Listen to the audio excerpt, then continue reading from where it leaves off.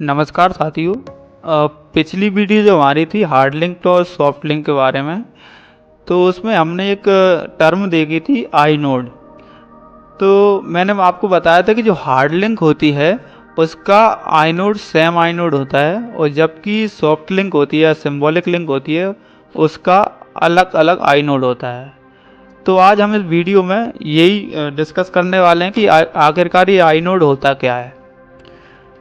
तो आई नोड का जो फुल फॉर्म होता है उसका मतलब है इंडेक्स नोड। इंडेक्स मतलब क्या होता है? कोई लिस्ट, जैसे कोई फाइल की लिस्ट है, उसका हम समझ सकते हैं कि लिस्ट इंडेक्स का मतलब होता है। और प्रोग्रामिंग लैंग्वेज में नोड का मतलब होता है एक ऐसा डेटा स्ट्रक्चर जो कोई डेटा स्टोर करता हो, मतलब डेटा स्टोर करने वाला एक स्ट्रक्चर। ठीक है। तो यूनिक्स और लिनक्स में फाइल और डायरेक्टरी के बारे में मेटा डेटा स्टोर करने के लिए एक स्ट्रक्चर है जिसे हम आई नोड कहते हैं।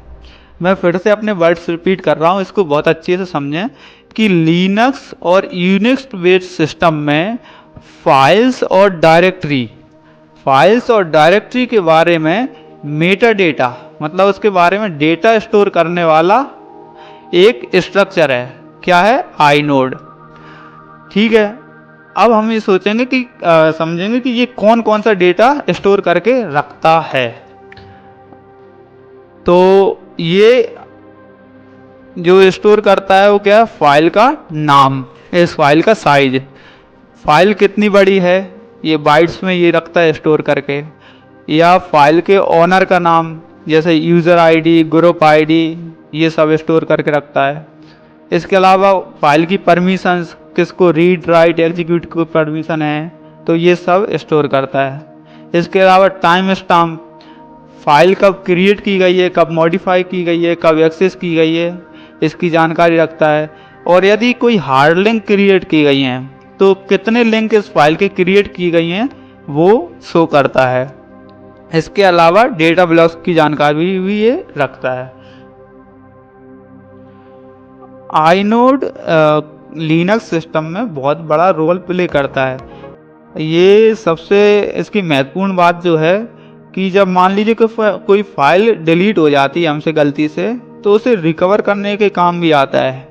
और उसके अलावा यदि किसी सिस्टम के मान लीजिए आईनोड समाप्त हो जाते हैं, आईनोड फुल हो जाते हैं, तो उस सिस्टम में भले स्पेस कितना भी बच रहा हो, आप नई फाइल क्रिएट नहीं कर सकते। ये इतना महत्वपूर्ण है कि आपके मान लीजिए सिस्टम में 2 GB डाटा बच रहा है, 2 GB स्टोरेज बच रहा है, लेकिन अगर आईनोड आपके ख़त्म हो चुके हैं तो आप उसमें न्यू फाइल क्रिएट नहीं कर सकते हैं। तो जिन लोगों को इसकी जानकारी नहीं होती वो बहुत परेशान रहते हैं कि सिस्टम में स्टोरेज तो है लेकिन फ़ाइल क्यों क्रिएट नहीं हो रही। तो उसकी भी हम बताएंगे आपको कैसे डिस्क स्पेस आप चेक कर सकते हैं इसका, कि आईनोड कितने बच रहे हैं या कितने ख़त्म हो चुके हैं। चलिए अब हम समझते हैं कि आईनोड कैसे चेक करते हैं। तो जैसा कि मैं अपने यूट्यूब वाले फोल्डर में आ चुका हूँ और मैंने एक इसमें inode.txt बनाई है। ठीक है। अब इसकी मैं आपको इसका कंटेंट दिखा देता हूँ कि इसमें क्या लिख रहा है। inode.txt का कंटेंट है, ये फाइल inode को एक्सप्लेन करने के लिए क्रिएट की है। ठीक है। अब मैं इसकी पहले एक हार्ड लिंक क्रिएट करता हूँ ln कमांड के बाद inode.txt और hard link H I node कर देता हूँ। ठीक है, inode.txt, ये हार्ड लिंक मैंने इसकी क्रिएट कर दी। फिर से लिस्ट करूँगा तो आपको दिख रही है inode.txt, इसकी हार्ड लिंक बन गई। अब इस हार्ड लिंक को मैं ओपन करके देखता हूँ। inode.txt जब ओपन करते हैं तो ये इसके अंदर वही डेटा है जो inode.txt के अंदर था। ठीक है। अब मैं इसकी एक सॉफ्ट लिंक क्रिएट करता हूँ, ln-s, उसके बाद उस फाइल का नाम inode.txt और inode.txt। ये क्या मैंने सॉफ्ट लिंक बना दी उसकी। फिर से ls करता हूँ और देखता हूँ सॉफ्ट लिंक बनी है तो एस आई नोड, ये रही, ये जो S I node dot T X T जो बनी है ये इसकी सॉफ्ट लिंक है। तो इसको मैं ओपन करके देखता हूँ S I node dot T X T, तो इसके अंदर भी वही डेटा है जो आई नोड के अंदर था। अब मान लीजिए मैं जो हार्ड लिंक मैंने क्रिएट की है, एक मिनट रुकें, पहले हम एक काम करते हैं कि inode dot T X T का हम जो आई नोड संख्या है वो देखते हैं। तो उसको देखने के लिए हम क्या करेंगे, एल एस के बाद हाइपन आई लगाएंगे, एल एस हाइपन आई और उस फाइल का नाम जिसका हम आई नोड नंबर देखना चाहते हैं। तो इस फाइल का जो आई नोड नंबर है वो है 3017-068। अब मैंने जो हार्ड लिंक क्रिएट की है उसका मैं आई नोड आपको बताता हूँ, एच आई नोड है ना, inode dot T X T. तो इसका भी जो आई नोड नंबर है वो सेम है 3017-068। तो लेकिन मैंने आपको बताया था जो सॉफ्ट लिंक होती है उसका आई नोड अलग होगा। तो उसका आई नोड आप चेक कर सकते हैं, एल एस हाइपन आई और S I node dot T X T. तो देख रहे हैं इसका आई नोड अलग है 3026-868।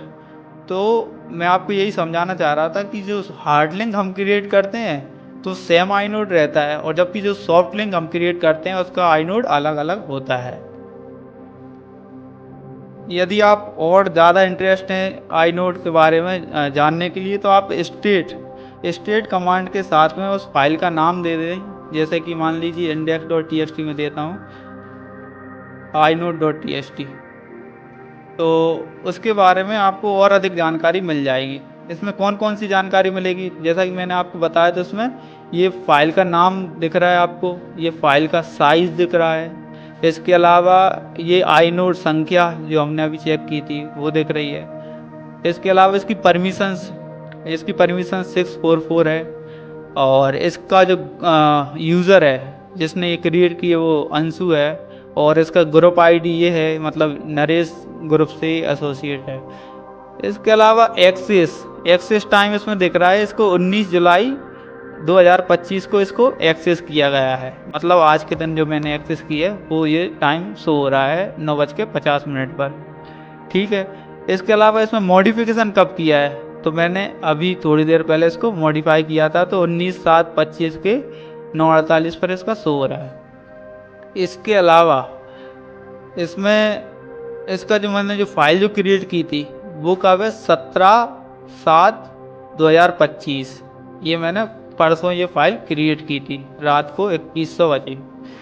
तो ये सब चीज़ें बता देता है। किस प्रकार आप किसी फोल्डर के बारे में भी जान सकते हैं। मान लीजिए एक फोल्डर है नीरज, तो इसमें आप देखेंगे इसका फोल्डर का इसने नाम बता दिया, इसका साइज बता दिया, फिर से इसका इंडेक्स आई नोड नंबर बता दिया। इसके अलावा इसकी जो बर्थ है या जो फाइल बनी है वो कब बनी है, 29 जून 2025 को। तो आप इसका ग्रुप भी देख सकते हैं या और यूज़र भी देख सकते हैं। तो इस प्रकार किसी फाइल की आप डिटेल जानकारी लगा सकते हैं।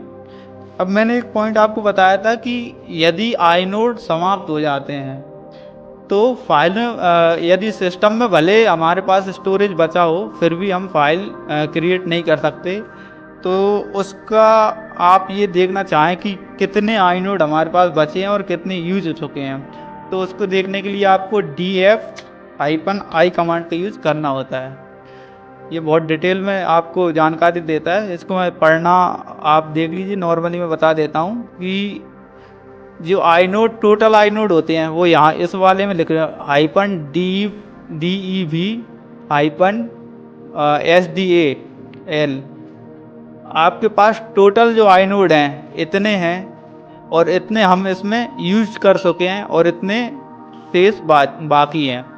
तो जो यूज़ किए हमने अभी तक 11% यूज़ किए हैं, और जो बच रहे हैं वो 89% बच रहे होंगे। तो इस प्रकार अभी जैसे मेरे सिस्टम में इसकी कोई दिक्कत नहीं आने वाली आई नोड से संबंधित। तो आप भी अपने सिस्टम में देख सकते हैं कि कितने आई नोड आपके फ्री हैं, और यदि आपके आई नोड फुल हो चुके हैं तो आपका सिस्टम में आप नई फाइल क्रिएट नहीं कर पाएंगे।